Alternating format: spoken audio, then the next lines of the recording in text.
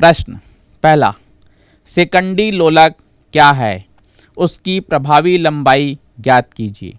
प्रश्न दूसरा, सरल लोलक के नियम लिखिए। प्रश्न तीसरा, समझाइए कि सरल लोलक की गति सरल आवर्ती गति होती है। प्रश्न चौथा, सरल लोलक के आवर्तकाल पर क्या प्रभाव पड़ेगा यदि लोलक की लंबाई 4% अधिक कर दी जाए। मुक्त दोलन, फ्री ऑसिलेशन, जब किसी वस्तु को जिसको दोलन करने की स्वतंत्रता है उसकी साम्य स्थिति से थोड़ा सा विस्थापित कर छोड़ दिया जाता है तो वह अपनी साम्य स्थिति के दोनों तरफ इधर उधर एक निश्चित आवृत्ति से दोलन करने लगता है। इस निश्चित आवृत्ति को उसकी मूल या स्वाभाविक आवृत्ति कहते हैं, जो उसके निजी गुणों जैसे घनत्व, प्रत्यास्था, आकार आदि पर निर्भर करती है।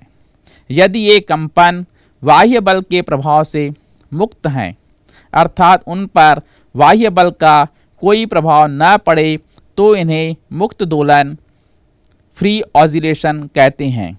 इस दशा में दोलन करने वाली वस्तु की संपूर्ण ऊर्जा नियत रहती है तथा वस्तु अनंत समय तक नियत आयाम के साथ दोलन करती है।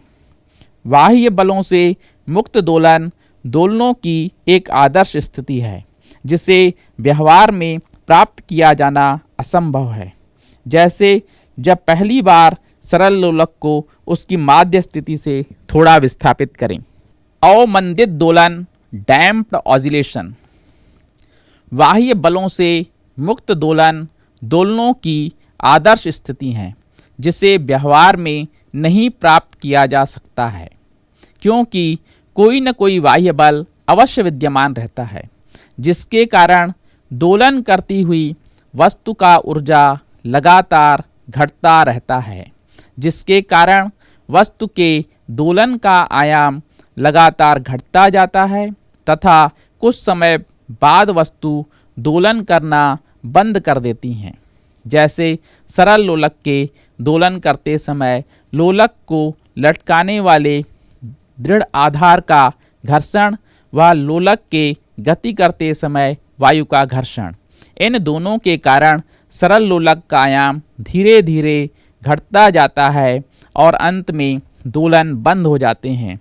इस तरह ऐसे दोलनों को जिसमें दोलन का आयाम समय के साथ लगातार घटता जाता है, उसे अवमंदित दोलन, डैम्प्ड ऑसिलेशन कहते हैं। इसे व्यंजक a बराबर small a into e⁻⁻ b capital T upon 2m द्वारा व्यक्त करते हैं, जहां a t बराबर 0 पर प्रारंभिक आयाम है, कैपिटल A किसी क्षण t बराबर t सेकंड पर आयाम है, स्मॉल m दोलन कर रहे कण का द्रव्यमान है, कैपिटल T दोलन कर रहे कण का आवर्तकाल है, स्मॉल b अवमंदन स्थिरांक है, जिसका मान वस्तु के आकृति व माध्यम की श्यानता पर निर्भर है, जैसे सरल लोलक के दोलन, कंपित तार के दोलन।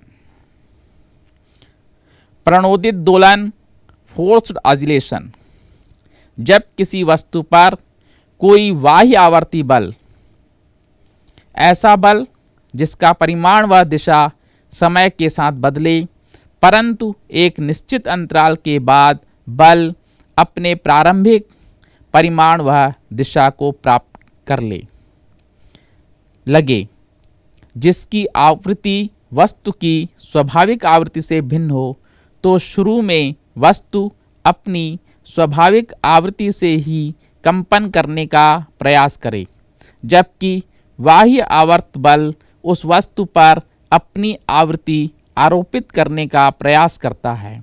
अतः वस्तु और आवर्त बल के बीच एक प्रकार की स्पर्धा पैदा हो जाती है, जिससे कभी तो वस्तु के दोलन का आयाम बढ़ जाता है और कभी कम हो जाता है।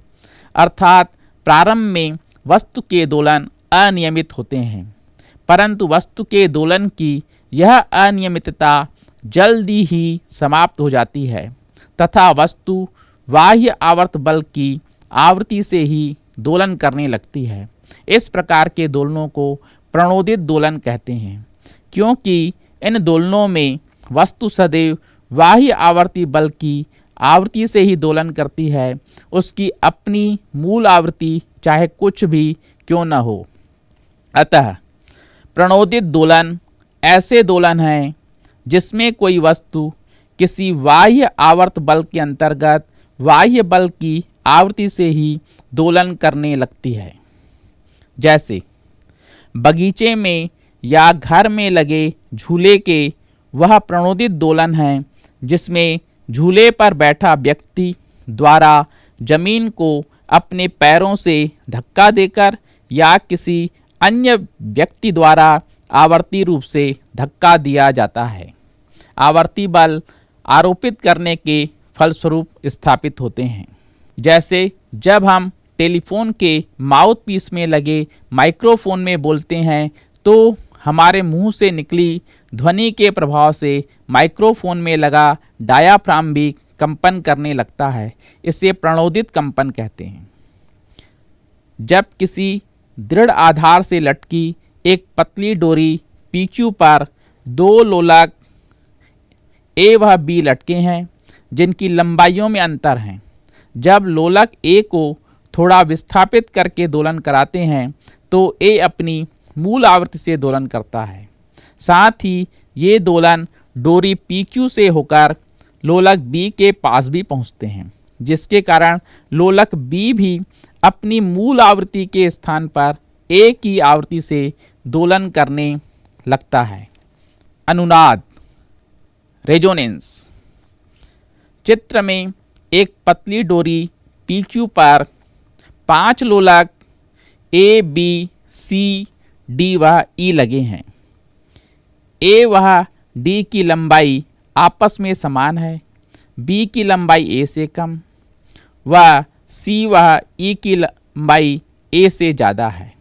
यदि लोलक A को दोलन कराएं तो ये दोलन डोरी PQ से होकर B, C, D व E में भी जाते हैं, जिसमें B, C व E की आवृत्ति A से भिन्न है, किंतु D की आवृत्ति A की आवृत्ति के तुल्य है।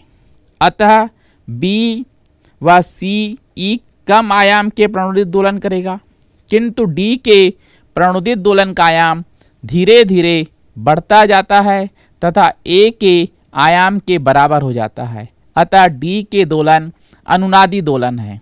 अतः अनुनाद प्रणोदित दोलन की वह विशेष अवस्था है जिसमें वस्तु की मूल आवृत्ति बाह्य आवर्ती बल की आवृत्ति के तुल्य हो जाती है अथवा उसकी पूर्ण गुणज होती है, जिससे वस्तु के प्रणोदित दोलनों का आयाम बढ़ जाता है। उदाहरण, अनुनाद के कारण सेना की टुकड़ी को पुल पर कदम मिलाकर चलने नहीं दिया जाता है।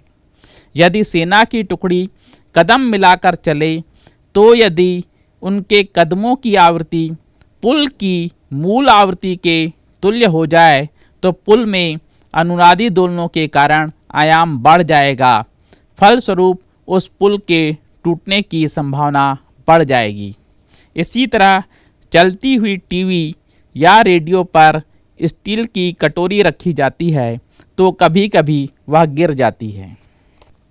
प्रश्न पहला, जब कभी भूकंप आता है तो सभी भवनों को एक समान क्षति क्यों नहीं पहुंचती है? प्रश्न दूसरा, एक वाद्य यंत्र की स्वाभाविक आवृत्ति 256 हर्ट्ज है। दोलित अवस्था में इस पर 300 हर्ट्ज का एक आवर्त बल लगाते हैं तो दोलनों के आयाम पर क्या प्रभाव पड़ेगा?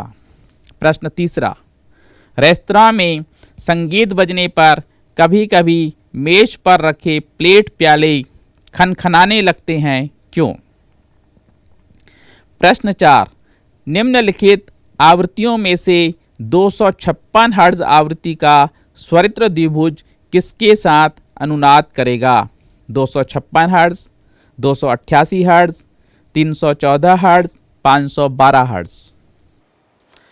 बच्चों, हमने आपको दोलन भाग 3 में कुछ प्रश्न दिए हैं और उनके साथ साथ कुछ आंकिक प्रश्न भी दिए हैं और हमने कुछ आंकिक प्रश्न आपको हल भी कराए हैं। इन सारे असाइनमेंट के प्रश्नों को आप हल कीजिए और नीचे दिए हुए ईमेल पते पर भेजिएगा। साथ ही इंटरेक्शन की क्लास में हम आपके और डाउट्स भी क्लियर करेंगे।